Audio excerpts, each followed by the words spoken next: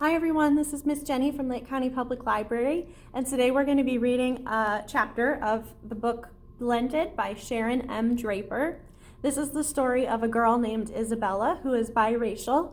Her dad is black and her mom is white, and when they end up getting divorced, she goes to two different schools. She goes by two different names. Her dad calls her by her name and her mom calls her by a nickname.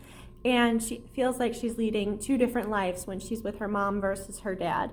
So we're going to read a chapter today. We're going to read chapter 4. Let's get started. At first, the word divorce scared me. It was like our family had come down with something horrible, incurable, like a disease. Like the Kool-Aid pitcher, we were shattered, and my parents couldn't fix whatever it was that was wrong. I was stupid sad after Dad left. I looked at a map of the United States at school. The distance from Ohio to California was so huge he could have been on another planet. It would take 3 days just to drive there. But even if he had just moved across town, he was gone from me. I couldn't see him or sit in his lap when I wanted to or needed to. And never mind what he said, deep inside, I did feel like it was partly my fault. I'd messed up a lot. The Kool-Aid, the cupcakes.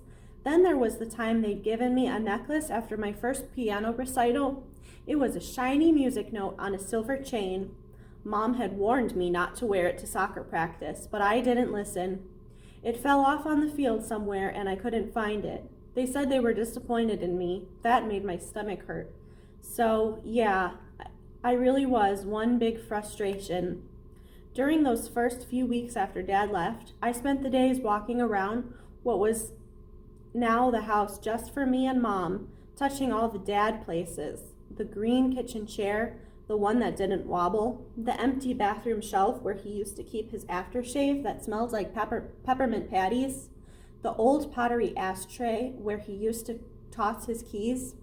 After dinner, I would carefully wash his favorite plate, the blue ceramic one, even though it hadn't been used just so it wouldn't get dusty. I'd put it back in the cupboard next to the big red bowling plate he'd won a few years ago. I didn't know why he didn't take those when he moved out, but I was glad they were still there, because maybe that meant he might come back, right? Plus, Mom's place was just so quiet all the time. So I hauled out my Casio again and again just to make some noise. When my parents finally got official custody papers with legal instructions from a judge, I guess that sealed everything. We were no longer a whole, but 3 separate pieces. A mom, a dad, and a kid sliced in half. Actually, that made us 4 pieces, because I have to be 2 people. Mom's Izzy and Dad's Isabella. But even though I got to go to the beach whenever I visited him, and even though Dad's California house was awesome, with a big old Steinway piano he got just for me, I always felt like a visitor, which I was. I only visited him. Daddy wasn't home, but I got used to it. What choice did I have? The system worked, basically, until last year, when Dad decided to move again, and suddenly he was just across town. And now that he's once again living in the same city as I do, the custody rules have changed.